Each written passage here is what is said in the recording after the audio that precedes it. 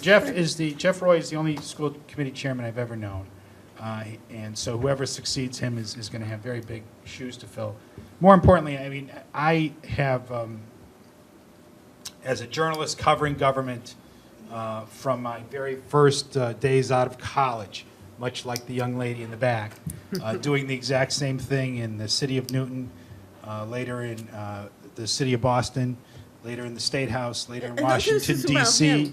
No, it will be about him. I really have never seen, I have never covered an elected official who has been more dedicated, more committed selflessly to the community that the person he or she served. And I've covered a lot of great politicians and public servants. And so I would just say that Franklin's, the school committee's loss is hopefully the town council's gain. Mm-hmm. And that although he's stepping down his chair, I have a feeling he won't be far from our minds or our phones or our emails. Mm-hmm. And hopefully on the other side of a beer once in a while. Thank you, my friend. And Jeff, my friend, who got me on the bike and traveled to Cape Cod with you, thank you for everything. You've always been there for me. I'm not going to cry. Please don't. Shut up. Okay. Civility love is staying, that's right. No, but I mean, I agree with Ed. You know, I've never seen someone work as hard as you. And definitely, I can't believe I'm going to cry. Whenever I've needed you to be there for me, you've been there. So, thank you.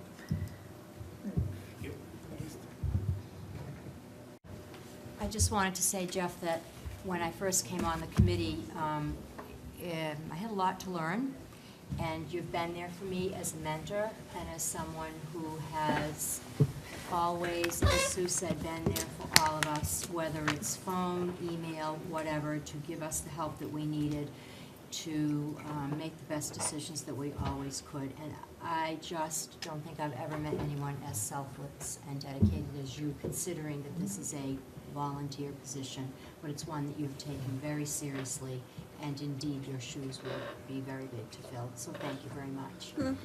And Bill? I do want to thank you and echo the other sentiment. I've only been here for 2 years, and I know you've been here for 10, and you've put a lot of time, energy, dedication on behalf of serving the town. And for that, we all, the entire town, owe you a debt of gratitude. And I wish you, as well as everyone, luck moving forward in your pursuits. You've provided great guidance on the school committee, and every time I try to take the steering wheel, you guide me back the other way. And but we've had some great conversations. We've had some in-depth differences of opinion, but it's always been about trying to achieve a better outcome, trying to move the ball forward in pursuit of the betterment of education for Franklin. And for that, I thank you. And I look forward to working with you in another time and place and other opportunities. So best of luck. Thank you. And Jeff, I don't even want to get going, but I go back to the summer of 2008 when you and Paula said, why don't we sit down and talk and have a drink? And after that meeting, my life changed.